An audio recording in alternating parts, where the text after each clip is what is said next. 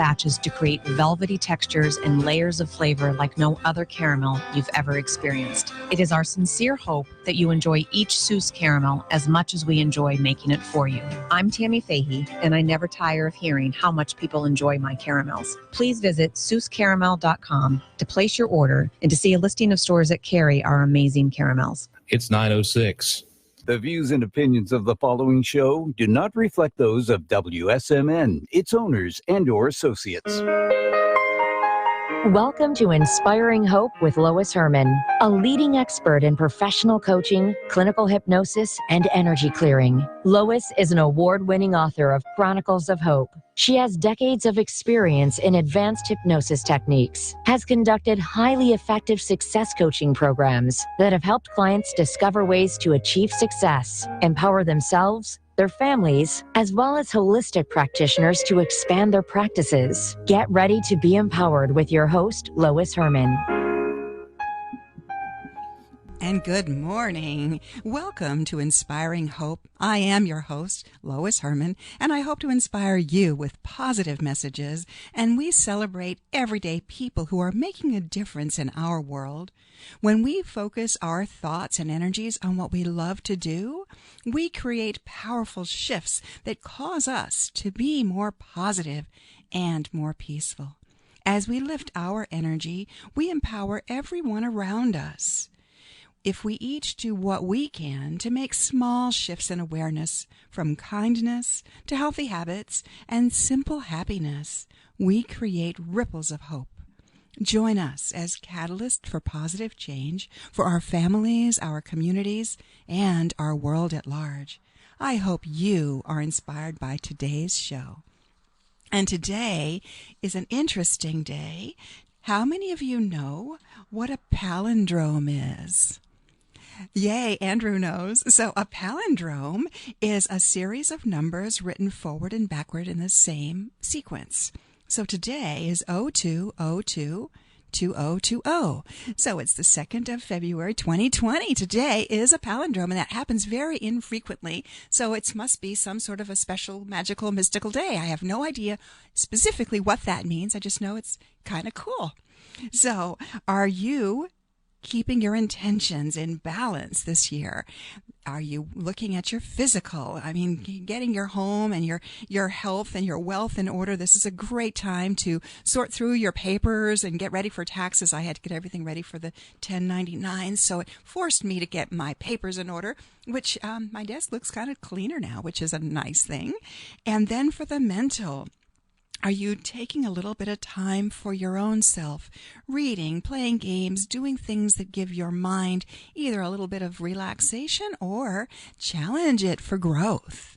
And the spiritual, are you taking some quiet time for introspection, spending time with people who give you joy or things and opportunities that bring you joy? So this is the time of year in February in New England where a lot of people deal with SAD, seasonal affective disorder. They be based on the lack of sunlight or lack of activity because we're oftentimes indoors. Of course, I think this year, January was one of the warmest months in a long, long time. So we have had more of an opportunity to go outside. But a lot of people struggle with depressive types tendencies during the winter months. So they ruminate over what I call the woulda, coulda, shouldas. They're in their mind and they're just ruminating, which tends to be create a downward spiral of negativity. So one of the things that you can do is just move your body, get out into nature, breathe that fresh, crisp air, look at the beauty of the trees and the critters, and just do something to shift out of that. Also, you can consciously shift from negative thoughts to positive thoughts by thinking happy memories. Years ago, before the days of digital cameras, we used to get really excited when our film would come back in after we took all these pictures, and we'd get all those pictures and we'd put them in photo albums. Now with digital, we've got bazillions of pictures.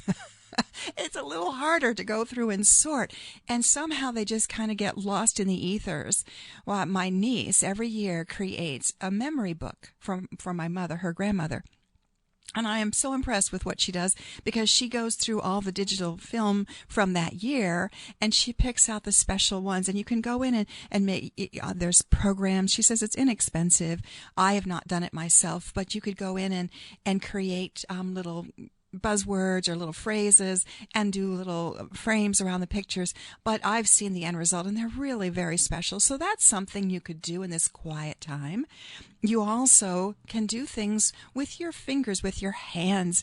I've been a patient and at the Mayo Clinic several times over the past couple years. And, they do not have televisions in their waiting rooms. What they have are puzzle tables. So people are sitting around the puzzle table, even if you just find one puzzle piece to add. But instead of listening to the news or some sort of on TV, you're actually stimulating your mind and you're interacting with other people around a puzzle table.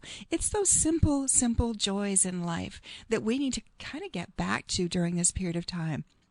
I grew up as a child traveling the world, and what was fascinating to me is how so many cultures don't, or they would use simple ways of creating joy from simple tools and toys made of nuts and seeds and fruits. And, we've gotten into this complex world, and we need to get back into the simplicity of life. So what gave you joy as a child?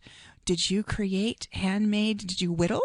Did you create handmade toys? Did you do crafting or sewing or scrapbooking? What did you do that gave you joy as a child when you were inside and really couldn't get out and explore as much? So think about those times and what you could resurrect, even if it seems a little silly. My son, who is a very brilliant young man, had issues with focus. And he ended up attending a school that is a Waldorf-type school just for a period of time. But here he is, a sophomore in high school, learning how to knit. And I thought that was bizarre. But the children, the students in the school class would all be sitting there knitting or crocheting or doing something with their hands, which then allowed their mind to focus on the teacher. And the teacher was really good at being able to ignore the fact that they were all busily doing weird things with their hands. It was a little distracting to me. But these amazingly gifted, what we, some of us know as indigo children, that have got such brilliance, but they have a hard time, their mind is so busy focused elsewhere that they have a hard time staying focused on the exact present moment. And that's what we really need to train our mind to do, is this moment of now is all there is. And you are, by the way, listening to Inspiring Hope with Lois Herman at WSMN 1590. We're here every Sunday morning at 9 o'clock. I invite you to grab your cup of coffee or tea, put on your fuzzy socks, and sit back and listen, because our goal is to inspire you with positive messages. We are the Good News, Good Hope News Channel, our radio show, and we're here to celebrate the amazing people that bring good things to our world in simple and loving ways. So, speaking of my amazing son, he came by. He's 32 now. He came by a couple weeks ago and said, "Mom, my old boxes of Legos?" He walked out with, I don't know how many, 3 bins of Legos. And he was a master Lego creator when he was young. And now he would make the original Lego based on the design that came in, and then he would tear it all apart and make his own design. So, just something like that is very stimulating to the mind, doing something with that mind-body connection, using your hands to create. And so what can you do? Think about, those of you who are dealing with different sort of habit patterns that are annoying or destructive, like smoking or drinking or overeating. If you've got your hands busy with a puzzle, you can't really get, sticky fingers. You can't really eat. You can't munch. So find some tools, some things that will inspire you to get creative, to stimulate your mind, and use your fingers to create things, because that whole act of creating also satisfies a part of your mind-body connection. So what can you do? Do you like to paint? Do you draw? Even doodling, or I have friends who make mandalas that are just absolutely gorgeous. Or maybe you organize your photos or your drawers or your closet. And when you clear out space, you make space for new opportunities. Clearing out that closet, clearing that clutter, makes space for new opportunities that bring you joy. So think about what gives you joy and what can you do to give others joy. So can you volunteer at a shelter? I have a friend who volunteers at the animal shelter. She goes and walks the dogs or just plays with the kitties. Oh, darn, that's a tough thing to do, you know. But what can you do to bring joy to others? And realize that I know I am grateful for people who are assisting me on my journey. And I have in my studio here today a very special person who does bring joy to other people. You are listening to Inspiring Hope with Lois Herman. This is WSMN 1590. You can find me at loisherman with 2Ns.com, and there click on any one of my social media icons. We're really looking for people to subscribe to our new YouTube channel. So please click on the button and subscribe, because all of these radio shows are going to be on there, plus other podcast type things that we're doing. So my dear friend who is with me here today, Andrew Pereali. Did I say it right? Yes. Yay. So Andrew, he inspires me because he makes people smile in simple ways with the act of poetry, puppetry, and song. Mm-hmm. So Andrew, tell us a little bit about yourself. I was a theater kid in high school. Yeah. And I went on and got a degree in theater in college. And then, through some twist of fate, got a master's in German, just because I had gotten involved in doing German theater, and I thought, oh, this is fun. I'd like to do more of that. I've worked in various theaters and musical groups, and my wife and I worked in puppetry, and then started our own puppet theater, and we toured for about 20 years full time with that, and then pulled back so that we could work more on writing and painting and doing some teaching and other things. So it's been a good life so far. Yeah.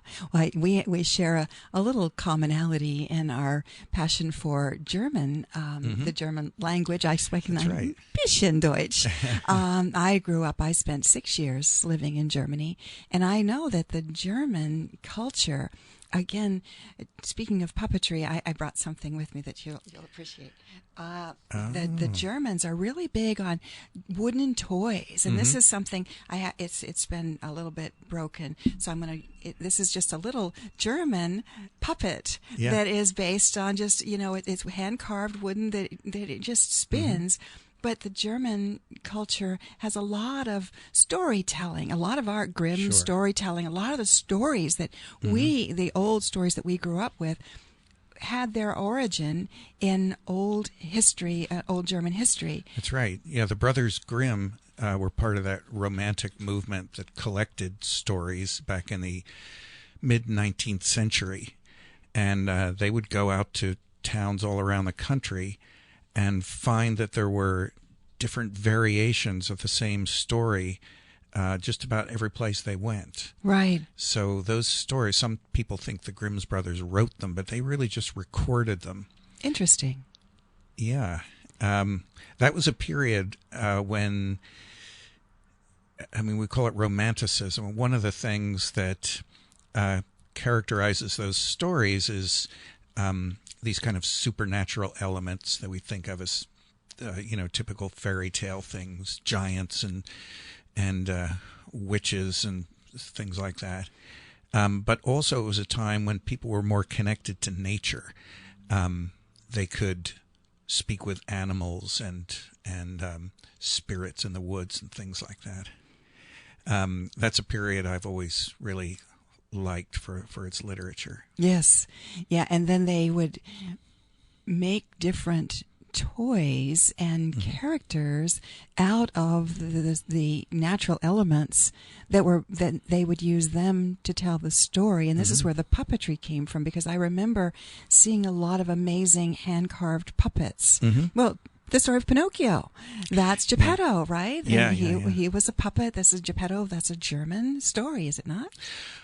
Well, I think of it as an Italian story. Okay. Oh, and I'm sorry. maybe that's yes. because Italian is my background. Gotcha. Carlo Collodi, as he used, or his pen name, wrote this story. And again, it probably has its own connection to a German culture, because these stories got around, and Europe isn't that large.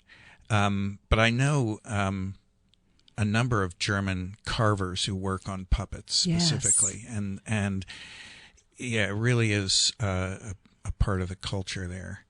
And if you look at the great literature, the stories by Goethe, he grew up playing with a puppet theater, and that was the first version of Faust that he saw, was a German puppet play. Interesting. And I know that one of the puppet plays that most of us can relate to is In the Sound of Music. Oh yes. Yeah, the Song of the Lonely Goat Herd. Oh yeah. Yeah. That still is near and dear to my heart. Yeah. Yeah, and the man who built and helped to operate those puppets was someone that I knew. His name was Bill Baird. He began touring as a puppeteer back in the 1920s, and later had a very well-known puppet theater in New York. He was one of the first people to do a lot of commercials using puppets, and he had several TV shows in the 1950s,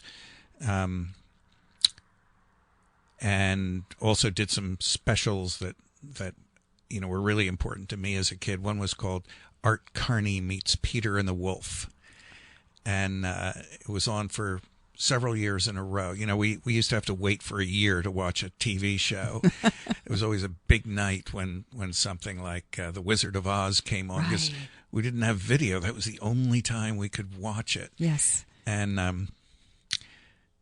I think that anticipation was something that has to do with joy. The fact that we had to wait for so long until our desires were satisfied to see this wonderful movie. Oh, but you tell that to the kids nowadays, where they have everything as instant gratification. That's right. And there's some goodness to that, but there's also that challenge of being patient, learning patience, learning to wait, and the excitement of the anticipation. I know as a child growing up in the early, we're talking 60s in Germany, where there was no American television. So we used to have to wait for the American radio stations. Oh. And I was talking with Allison just a few minutes ago. I used to love to listen to The Shadow. That would come on, I think it was Wednesday night, and we would wait to listen to that. But other radio shows that we would wait to listen for. Yeah, I remember as a kid, this was back in the 50s, my folks were in college. TV existed, but it still hadn't, it still wasn't everywhere, and especially for college students. So we lived upstairs in a farmhouse, and when my mother was out working her nursing shift, Dad would be home with me, and we would listen to the radio. I remember Sergeant Preston of the Yukon. I remember that. Yeah, that became a TV show, but originally it was a radio show, like so many of the TV shows were. And it was really exciting to be sitting there listening to this story. Yeah. Maybe that's where I got my love of storytelling. Storytelling, and then would you think that the whole concept of puppetry is what turned into our normal, or our everyday cartoons now? Well, I mean, there was animation in film before TV was here, right? But I think they kind of went hand in hand. There were stories. Edgar Bergen, who was a ventriloquist, he had a radio show before he had a TV show. Okay. And in a way, you think, well, what's the point of having a a puppet story if people can't see the puppet. All they hear is you doing these different voices. But it was performed for a live studio audience, so he was actually having to do those puppets and not just the voices. Well, you could do that too, because you have some of your favorite puppets that you have created over the years too, haven't you? Well, yeah, I've got, my wife and I have just a house full of puppets, and a lot of them, told sort of traditional stories if we were performing for kids. But they're also just characters that we've used in a number of different contexts, and they'll just say what they want. It's funny how when a puppet takes on a character for you, you put yourself into that character, and after a while you can't imagine the puppet just turning into something else or having a different voice. It is what it is. And I don't mean to get really mystical about it, but if you've done this, even if you have two mice, say a white mouse and a brown mouse, and you're used to having a little conversation with the two of them, you try switching hands, and it completely turns your mind around. It's just so wrong for that brown mouse to be on the white mouse hand. It's hard to explain, but. They take on a persona. Absolutely. And then you get into the rhythm of that persona. Yeah. And your wife, and you make the puppets. Oh, sure. Yeah. Yeah, we make the puppets. We write the scripts. We make the scenery, even the lighting equipment. It's a way for us to get to do a little bit of everything, which is, for people who can't focus. You talked about your son having difficulty focusing. Puppetry is a great thing for that, because you can paint for a while, sculpt for a while, make costumes, make wigs, write, perform, sing. I mean, just about anything you have a mind to do can somehow find a place in puppetry. So it kind of touches all of the aspects of the creative mind. Yeah, I suppose it does. Mm-hmm. Yeah. I mean, maybe if you think really hard, you can find something that doesn't apply, but it seems like kind of a universal art form. And I just was reading something that I found in my, I was going, as I was going through all of my papers, I came across this, and one of the things that it's, this is food for thought, quotes that I had from a long time ago, and they said, the best play is work. So that's what you're describing, is the work that you have come through in your life is your play, and your play is work, and you just enjoy it. So it's not like work, it's just you do what you love. Oh, yeah, absolutely. And there are plenty of sayings about that have become cliches, Sure. Do what you love and you'll never work a day in your life. Right. Well, it is work. I mean, it's hard, and you have to put in long hours, sometimes beyond what you'd prefer to do, to get the show ready for that performance, because you don't have a choice. Mm-hmm. The show must go on. Right. There's another cliche, but it's true. And so, yeah, it's great fun. It's deeply satisfying. And, of course, a lot of hard work to make it come off. And you've won some awards for some of your performances. Yeah, it's always nice to get recognition. There's an organization called UNIMA, which is the International Union of Puppeteers. It's a worldwide organization, and the center in the United States was started by Jim Henson about 50 years ago. And does everybody know who Jim Henson is? Well, of course, Jim Henson was the founder of the Muppets. And a wonderful man. And he started these awards to recognize productions that, exemplified something really special. And we've gotten several of these UNIMA citations. So that's nice, because it comes as a recognition from our peers, from other puppeteers. We did get nominated for an Emmy once for a little piece we did for public television. And we actually created a line of toys for the Velcro Corporation that was, they were puppets, that all the pieces stuck to using the Velcro hook and loop. And we got the Parents' Choice Award for that. Nice. That's a national thing. And various recognitions from different puppet organizations. It's nice to know that your peers respect the work you do, because it means you can do more work. And so, I guess we've gotten to that point, and it's helped us probably to meet many other people. And just to interrupt for just a second, Sure. and let people know that you're listening to the Inspiring Hope Show with Lois Herman, and we have Andrew Pereali here, who is a poet laureate and a puppeteer master, and the voice, actually, of the Anquietas, and we'll talk about that in a little bit. But I wanted you to tell us a little bit. We're on WSMN 1590 every Sunday morning at 9 o'clock. Where we spotlight amazing people who are sharing their gifts with us as to how they keep themselves and others interested and inspired. So I would love to hear about your favorite characters, your favorite puppets. Oh, there's a fella that, he doesn't have a proper name. We call him Celestial Surprise because that's the name of the story that he's in. I actually did a show, and all of the stories were named after items on Chinese takeout menus.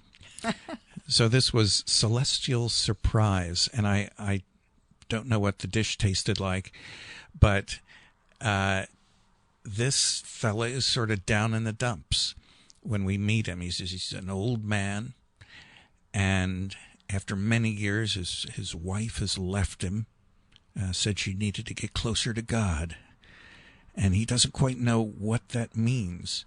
But in his kind of anger and confusion, he says, "It's not like God is going to come up to me on the street and start speaking in English." And then I, as the puppeteer, kind of pull my hat back so the audience can see my face, and I say, "What, you think I can't speak English?" And he kind of looks over. It's the first time he's noticed me. And we have this little conversation, and you might think of it as this man getting closer to God without even quite realizing it in a very literal way. But of course, then it's also a person kind of getting in touch with themselves. Mm-hmm. And I like him, and I've used him in different ways. And he's one of those characters who just seems to be able to speak on his own without me doing much. And I have another character called, I just call him the Old Uncle. He recites a poem that is giving advice to his nieces and nephews and any other young people who listen about being bold when they're young. Go, travel, do these things. Maybe some of your friends won't get to do this until they're old and gray and nobody cares about them anymore.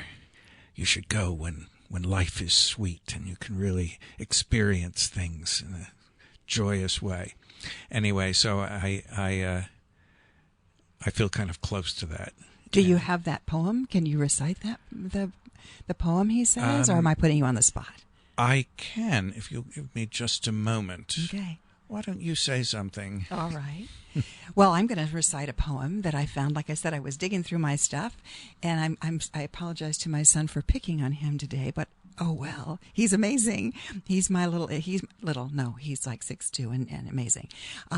But he's always been my intuitive, wise one. Even as he was little, I always knew he was a very old soul. He just had intuitive wisdom about him. And I came across this poem that he wrote when he was 11 years old. It's called Sweet Silver Caves. Sweet silver caves of song and sadness scatter through time like a bird on the winds, as velvet hands and bitter rough golden mountains collapse as the song of time is sung. So that was entered in a contest, and of course, I think it was a little too deep. Many of the other children at the age of 11 had flowery, fun, light poems, but this was very. I look at it now and think, whoa, how insightful, how deep this young man was, and still is, and I very much respect his amazing gift. I often thought that he would go into writing or poetry, or he used to love to write stories and come up with amazing stories. But when he decided to go to college, he says, "This is great, but I don't know if I can make a living at it." I was really into mythology and story. Yeah. So he ended up, he's now doing IT technical work, and I'm hoping on the side he's continuing his passion because it's a true gift. So let's hear from the old uncle. All right. Okay. You want to know the truth? Go to Naples in your youth. Travel gives you things that can't be bought. And while your skin is smooth and taut, is when you ought. When some old duffer greets you with a frown and says, "It's time to settle down," then run to Barcelona if you dare, while love is cheap and everywhere, while you still have all your hair. Fly to Paris, study mime, the Frenchies do it all the time. Pack up all your cares and woes, while you still look great without your clothes, while you still can touch your toes. Go to Rome and study art, and find someone who'll break your heart, a boy whose eyes are like twin moons, a girl whose spirit's light as helium balloons, and spend a night out on the dunes. Time won't wait for anybody's dream and only flows one way, downstream. So when your friends see Rome, well-heeled, successful, gray, and no one looks their way, except the waiter, cab driver, valet, you'll know that you were there when life was sweet, that you played music in the street, and stayed in places that would make your mother weep, and nights were hot and wine was cheap, and there was no time for sleep. Too much attention paid to a career can cost you dear. While blood runs hot, get out of Phoenix, Nashua, Duluth, devour your youth. That's the truth. I love it. Thank you so much. You know, it actually took me back because in my youth, on my 21st birthday, I flew to Germany and lived there for 3 years. And I remember distinctly traveling to France, getting on a train, not having a lot of money, but the alls I could afford was a baguette and some cheese and grapes, and you know, that's what we ate for the weekend, and you know, just living simply, and I have those memories. So yeah, and I do encourage the youth to go and travel while you can. The Europeans, I'm not sure they do this now, but I know that they oftentimes, after their primary school is finished, they will encourage the students to take a year, and they basically get Eurail passes, and they stay in youth hostels, and they travel around and just experience life, and then they go back and settle down into university of their choosing. I think that is such a brilliant way to do this, because what happens with our students is they go straight from high school to college, and that first year is spent exploring life and spending money, you know, and they don't really settle down just yet. They need to give themselves that year of passion and glee. It certainly works for a lot of people. I went right from high school to college, and I think it worked for me. I needed time to kind of find my direction, and if I'd had the chance to travel, I think I would have appreciated that, but it wasn't until I was in college and kind of had a direction, I think, that that I had that opportunity. So I know there are a lot of kids these days taking a gap year. Yes. And some people applaud that and some look down on it, like they're not getting down to business, you know. But yeah, even if it's just summer times between schools, find a way to get outside your bubble and have some experiences. Yes, absolutely. And what do you advise people to do? What other kinds of nuggets would you share with people to inspire them? I say hang out with the sort of people that inspire you. I had a good friend. She was a puppeteer, actually, and back in the 1920s, she worked with that man who did the Sound of Music puppets, and later became one of the main puppeteers and builders for the Howdy Doody show. Oh, I remember Howdy Doody. Yeah, and she was a wonderful artist and had studied with a sculptor in Italy for a while. And she said, you want to be a puppeteer, hang out with puppeteers. If you want to be a writer, hang out with writers. Because I guess one of the mantras I've had for a long time is company is stronger than willpower. And the people who are around you will have an impact. There's just kind of a shared energy. And so that's a good way to become what you want to be, is to find like-minded people. And my father sort of let me in on the negative side of that. He said, if you lay down with dogs, you get up with fleas. So, be careful the company you keep. This is so true. Yeah. This is so true. And I do encourage people to find company with positive energy, because that will only boost your energy. If you're around people who are constantly negative, it will drain you. It's physics. It will drain your energy. So limit your time and exposure to negativity, people, places, things, whatever, at shows, and get back into the simplistic beauty, the ability to transform and create in your mind as you watch a puppet show. Another thing that I was thinking as I was, you were inspiring me to talk about this on the show. I actually, when I've done a lot of travel in my life, and I traveled to China, and I brought back a real treasure. It was Chinese puppets. There's a Chinese puppet theater is amazing. I've seen some of their performances, but these were made of leather. And pierced leather, and they had sticks, and it was like shadow puppets. So they would use the actual puppet. You wouldn't necessarily watch the puppet itself, but it would be the shadow through the puppet. And there was a dragon and a samurai, and it was just really, really cool. And I had them, and I at one time when during a downsizing effort, I had to relinquish them, but they were a real treasure. They were very old and precious. That is possibly the oldest still living tradition in the puppetry world. It goes back thousands of years. And many of those traditional theaters are endangered today. Some have already disappeared because China has been undergoing the largest mass movement of people the world has ever seen, where people are, by the hundreds of millions, are moving from the country to the city. And in some towns there just isn't the population to support a puppet theater anymore. So it's not only performers, but people who specifically made those shadow puppets who are now out of work.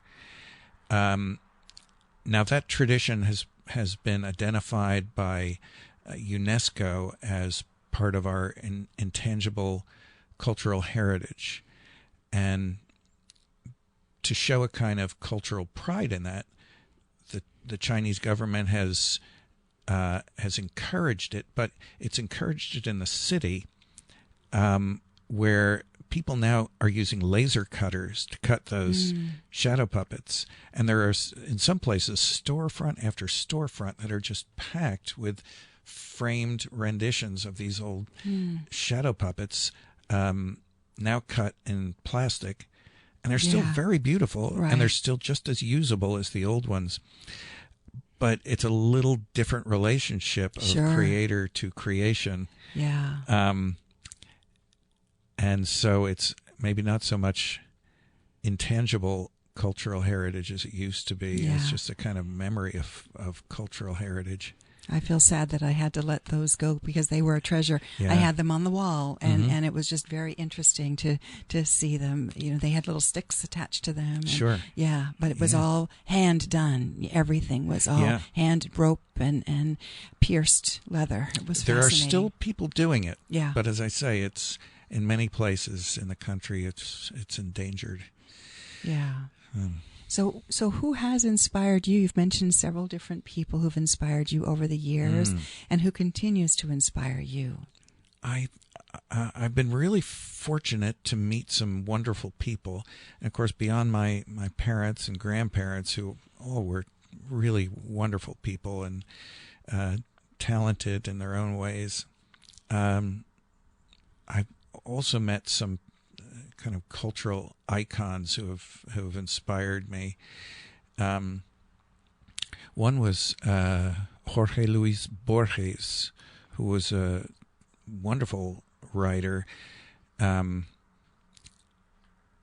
he came to our university when he was quite old, and I had taken a seminar on his writing, and at the end of that period he came for a symposium that drew scholars from around the world.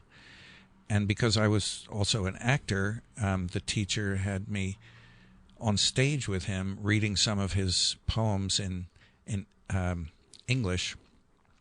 And because Borges was quite frail at that point, they had recordings from the Library of Congress of him reading the poems in Spanish.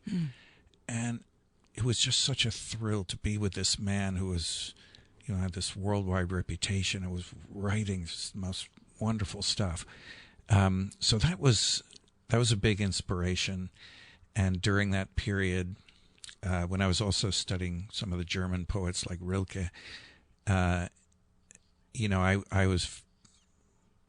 suppose that fostered a kind of love of poetry in me beyond what I'd grown up with. And you said that you're prepared to read one of your poems, because we've been talking a lot about the puppetry, but you also were the poet laureate for the Rochester area. So what is that all about? Well, there are a couple of cities in the state, as well as the state itself, who identify a poet laureate, someone who knows something about poetry but can also be a kind of cheerleader for the art form and get people involved in it. So I was the poet laureate of Rochester for 4 years. I did a project where I interviewed former shoe factory workers, some of them going all the way back to the 1930s, about what it was like to work in the shoe factories. And I assembled a poem from transcripts of those interviews, a poem that could be performed by a troupe of actors. It was a reader's theater, not fully acted out. And I also have taught creative writing in a couple of school systems in southern Maine. My students are a big source of inspiration to me. I hope that I am to them. And I've got a poem here that I wrote in class along with my students. It's a form called the abstraction diet, where in every stanza of 4 lines, you're allowed one abstraction or a feeling in the 4th line. And the idea is that in the first line you use a month or a season or a reference to the weather. And so you'll kind of see how it progresses. It's called The Illness. February 29th feels unfair. It should be March by now. Polish sausage beckons from lunch bag. The clock has stopped at 9:03. My wife has posted a video, but the school server is blocking Facebook. The walk from car to school was the happiest 2 minutes of my day. Then, the broken heart. I sleep through March, am fed through a tube. If I dream, it is of scrambled eggs and camembert, eggplant parmesan. My roommate insists on soap operas. I long for something by Fellini, and my chest aches when I remember my Sicilian grandmother. By late April, I am home. There is a new wheelchair ramp. I am allowed egg whites, but no cheese and little salt. We donate the television to Goodwill and stream Italian films on the laptop. The smell of damp earth on the warm breeze makes me weep. Now, June, and I can walk with just a cane. In the kitchen garden, I fill my colander with early spinach leaves and snow peas. Become addicted to YouTube videos on composting. Life, springing from rot, fills my heart with joy, like a boy filling a balloon with water. That is amazing. That is, I could feel all the different emotions as you flipped from thought to thought to thought. Mm-hmm. That was really beautiful. You are listening to Inspiring Hope with Lois Herman at WSMN 1590, and you're hearing from Andrew Pereali, who is an amazing poet and puppeteer, and he has blessed us with his presence today to share some of his favorite poetry and stories of puppets. And Andrew, one of the things that how I came to even meet you was through my Chronicles book.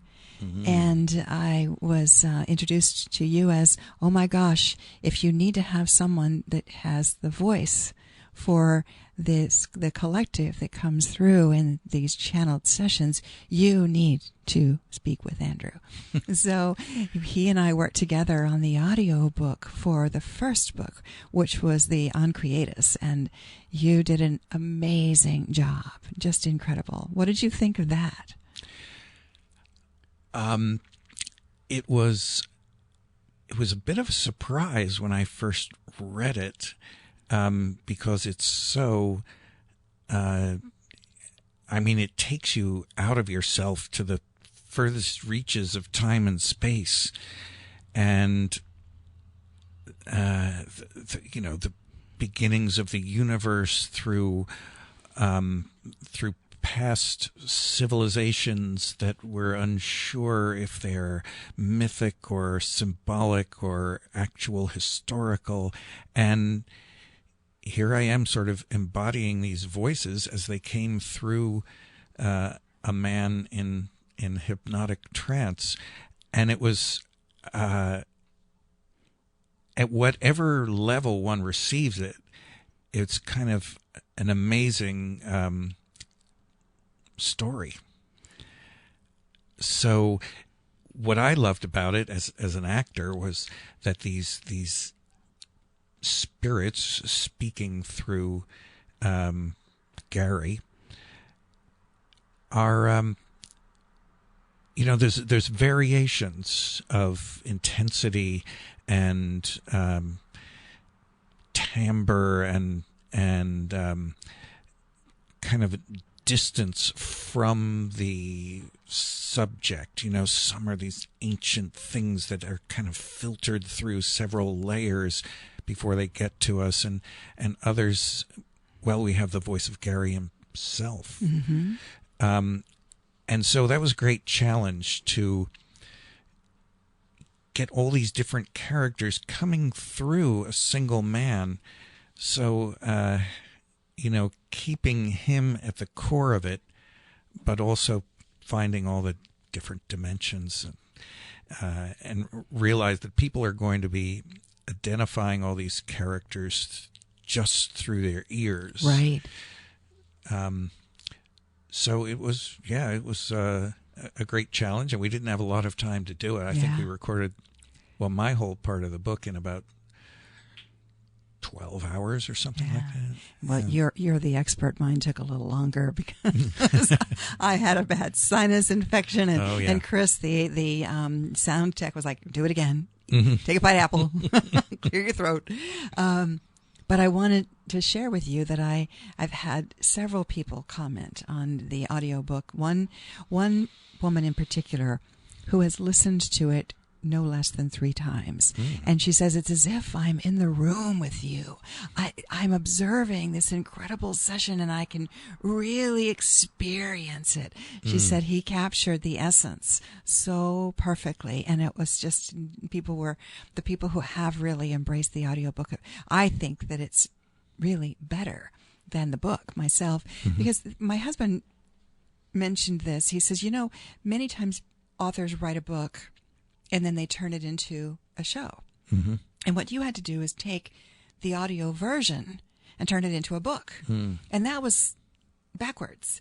So I had the experience that I had to try and translate, that we translated into that hard copy book and tried to elicit the emotion, the feeling, but then turning it back around and creating the actual feeling of this session was magical to me. So as I listened, and when all was said and done, and I was re-listening to the book with an ear for editing, I was back in the seat at the time. It really transported me back. So you did a fabulous job, and I really appreciate your gift. Well, it was nice having the actual recordings, including video, of your sessions as a kind of reference point. For most actors, you don't get that. You get the text. Right. And then you get a director saying, well, let's do it more this way or give it more of this. I really just try and be an instrument in the orchestra. And with this, I'm embodying the words of an actual person. And so there's a kind of responsibility with that, and also a kind of joy. It really gave me someplace solid to start from. Yeah. So I tried to be, to sort of honor Gary, but also realize I'm making something for a medium that is strictly audio, that people need to get the words, understand it, and feel the emotion, right. Feel what's going on. And you're going to have a lot of fun with book 2. We're working on book 2, and with my editors, they have taken the tact of, we do not want to watch the videos. The videos are proprietary. They're not for the public. They were just used. They're nothing. They're very. Some of them are sideways, and they're not good quality. But I'm using them to elicit in writing the emotion that was captured. And in this book, we're dealing with some different types of characters that are going to be very interesting, for an interesting challenge for you to share with us. We have the ancient god of Atlantis. We have Jesus. We also have Aurora, who is a sister who we have now discovered she is the goddess of the dawn, Aurora, from mythology. So we have some various different energies that are coming through. And as my editors, they're saying, we do not want to watch the videos. We want to really capture the essence in writing. So you will probably be the first person to actually see these and be able to help embody this as we get it out to people. So you are listening to Inspiring Hope with Lois Herman. I have Andrew Pereali. Andrew, how can people get a hold of you and your amazing work? Oh, golly.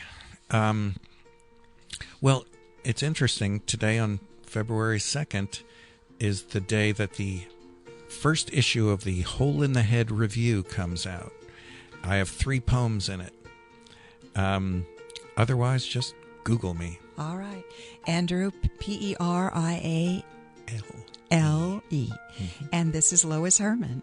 So you can find us at loisherman.com. chroniclesofhope.net. And please click the social icons on the bottom of the Lois Herman website and subscribe to our YouTube channel. Join us next week when we will shine a light on another special guest who will share their inspiring story of hope. Meanwhile, look up, stay positive, and be the light in someone's day.